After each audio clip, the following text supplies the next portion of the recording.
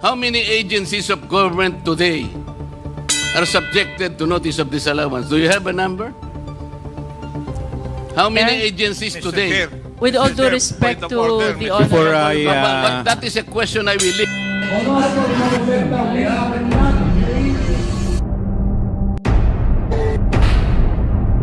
Ito play decision na pinag-uusapan.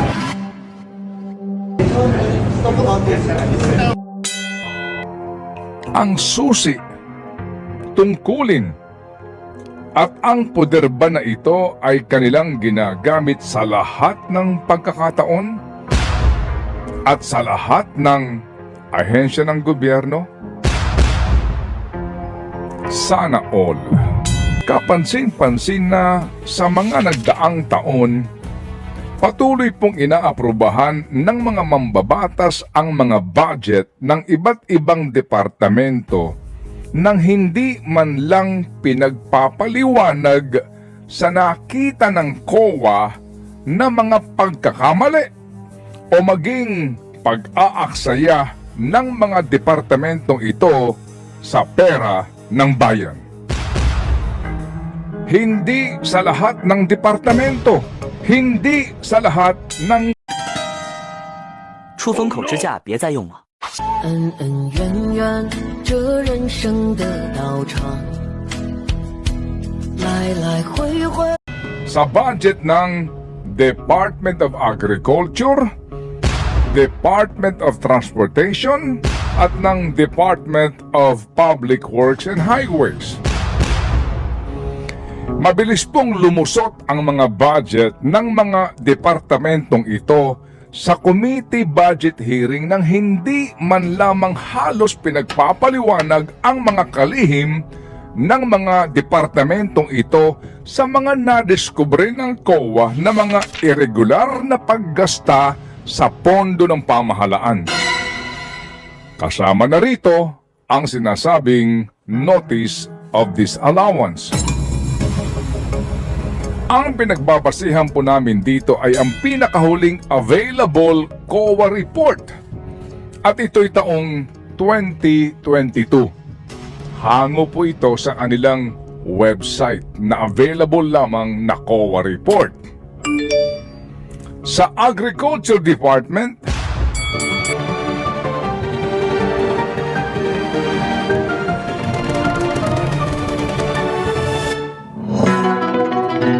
How many agencies of government today are subjected to notice of disallowance? Do you have a number? How many agencies today?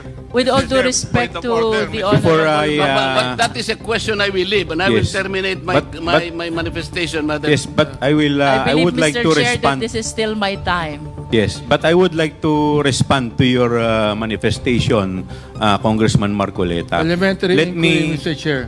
Parliamentary inquiry What is muna. the parliamentary inquiry of the I would Honorable like to Abante? ask the Honorable Marcoleta, is he rebuking this committee? What is the question, Mr. Chair? Are you rebuking this committee? Why am I supposed to rebuke the committee? I am You not. have been saying things for a while. What? You have been rebuking this committee. You are saying that. We're not blaming the Vice President on this. I asked the Honorable question. Marcoleta, we I asked are the not question. You do not have blaming the right to the- demand 1 minute, that. 1 minute suspension is taken, Madam Chair. Move to suspend. What kind of question is that? Rebuke the committee? If I rebuke this committee, I would not have attended this committee.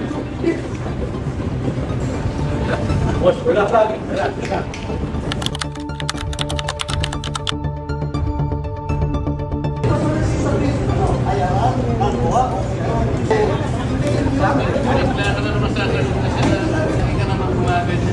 Sino nag-establish? Wala kang prior determination.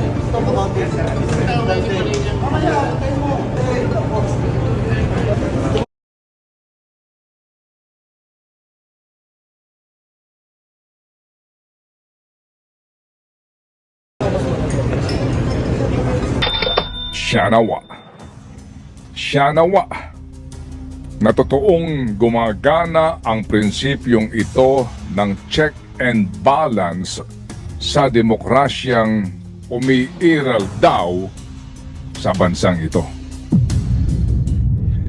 Sa ating pong nasaksihan na paghaharap ng Vice Presidente at mga kongresista sa naganap na budget hearing, malinaw ang disgusto ni VP Sara Duterte sa paninindigan ng ilang mambabatas na kailangan niyang magpaliwanag sa tinutukoy ng Commission on Audit na Notice of Disallowance sa confidential fund na ipinagkaloob sa opisina ng Vice Presidente noong taong 2022. Nais lang po nating liwanagin na isinasaad po sa Notice of Disallowance na ito ng COA na may petsang August 8, 2024 na binibigyan po si VP Sara at 2 kawani sa kanyang opisina ng 6 na buwan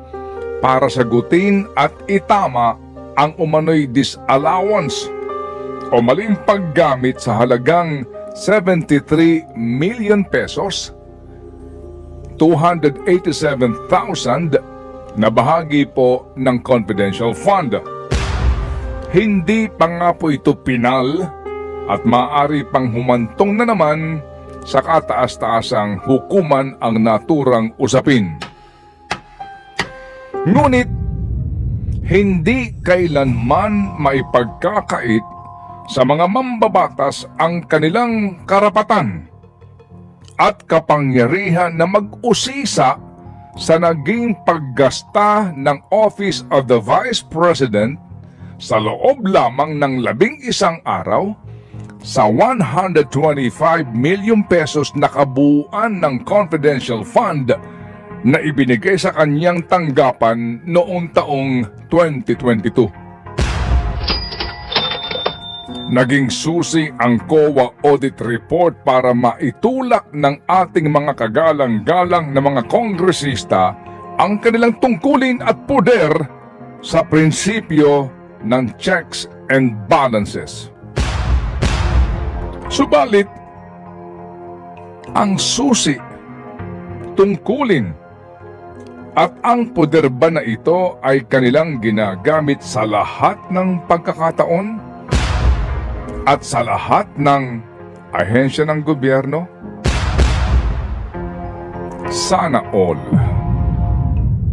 Taon-taon, naglalabas po ang Commission on Audit ng report sa ginawang paggasta ng bawat departamento ng gobyerno sa pondong inilaan sa kanila ng Kongreso. At taon-taon din nakapaloob sa mga audit report na ito ang sinasabing mga audit observation at maging recommendations. May mga pagkakataon ding agad nagkakaroon ng notice of disallowance.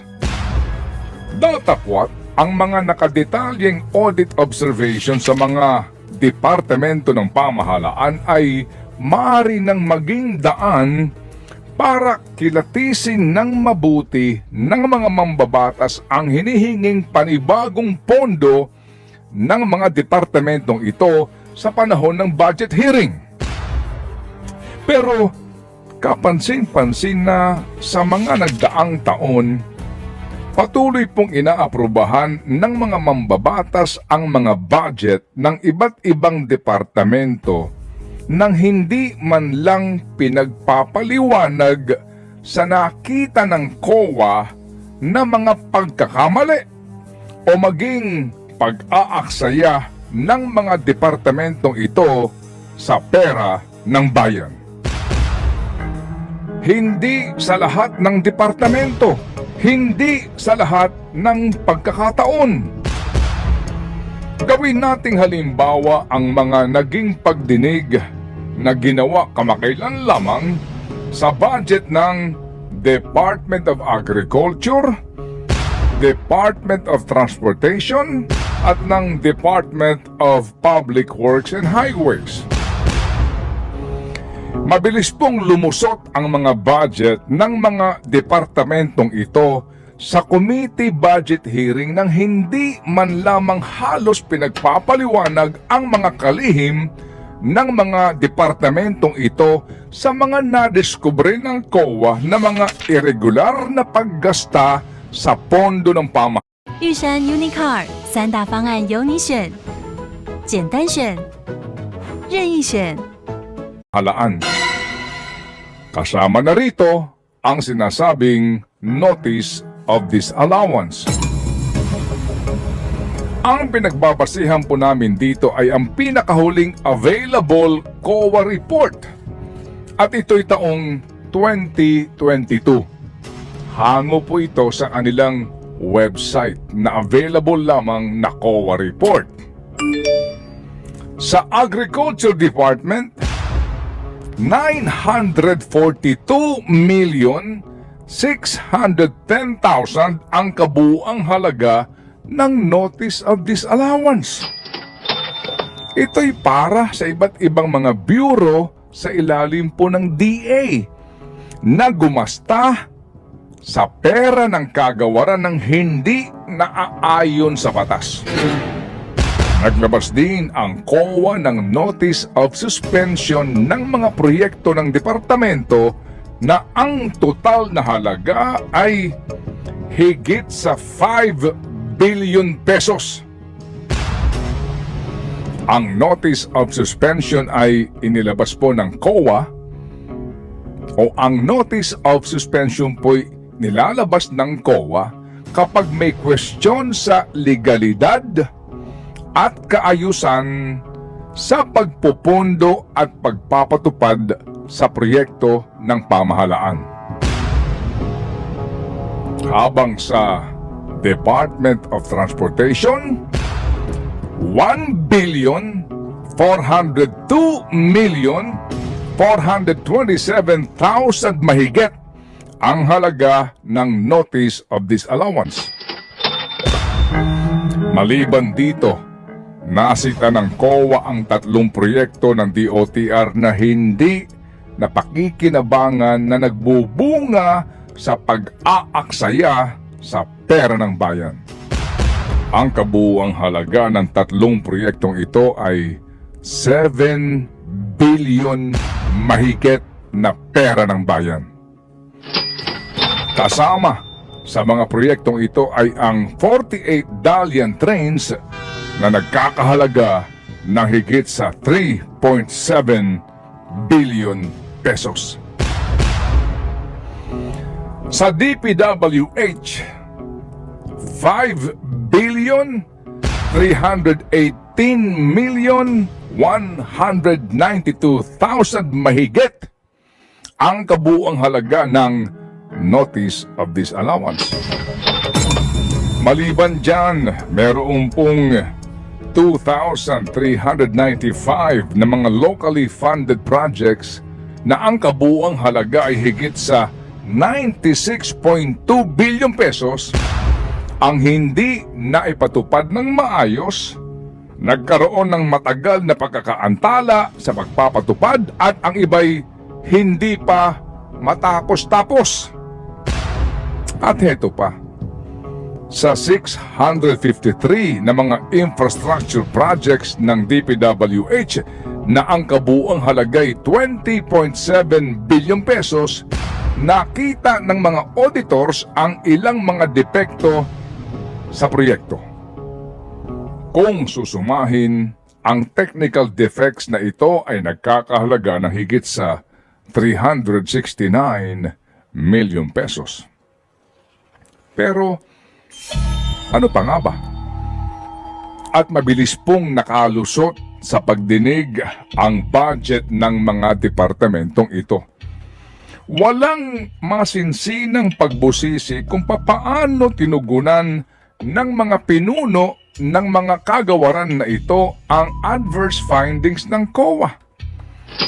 Katunayan, may nagpanukala pa. Nadagdagan pa daw ang budget ng DPWH para sa taong 2025.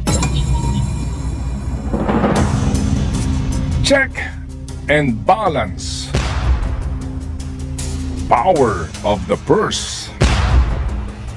Pero paano ho naman magaganap ang check and balance sa sangay ng gobyerno na pinagkakalooban ng power of the purse at sino ang bubusisi sa mga bumubusisi? Nagkakaroon ba ng open public hearing para sa budget ng Kamara de Representante at Senado? Kailan pa tayo nakakita o nakapanood ng budget hearing kung saan isinasa publiko at dinedepensahan ng mga leader ng dalawang kapulungan ng Kongreso ang kanilang budget? At may nangyayari bang tanungan at pagsusuri? Noong pong 2023, sa ilalim po ng National Expenditure Program o panukala po para sa pambansang budget, 16 billion 378 million 484,000 pesos ang proposed budget para sa House of Representatives. Nang maipasa ang General Appropriations Act, ito'y naging 28 billion 14 million 651,000 pesos. 71% o 11.6 billion pesos ang idinagdag sa budget ng Kamara de Representante. Sino-sino ang nag-aproba nito? E di, sila-sila rin eh. Sa 2024 National Expenditure Program, ang panukalang budget po para sa Kamara ay 16 billion 576 million 614,000 pesos.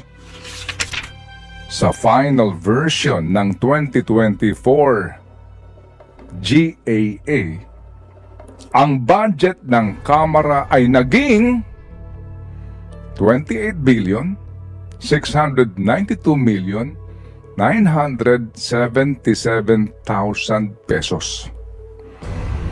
12.1 billion pesos ang idinagdag o katumbas ng 73.1% ang naging increase. Meron bang nag-check and balance rito? Sa Senado, sa 2023 NEP, 8 billion 660 million 731,000 pesos ang proposed budget. Sa pumasang GAA, ito'y naging 9 billion 414 million 980,000 pesos. Sa 2024 NEP, 11 billion 13 million 589,000 pesos ang proposed budget para nga sa Senado.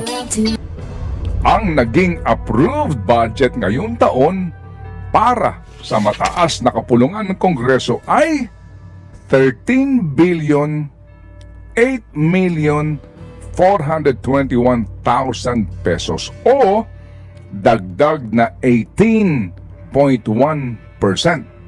nakatumbas ng halos 2 bilyong piso. Sino-sino ang nag-aproba nito? E di, at kayo nga po pinag-uusapan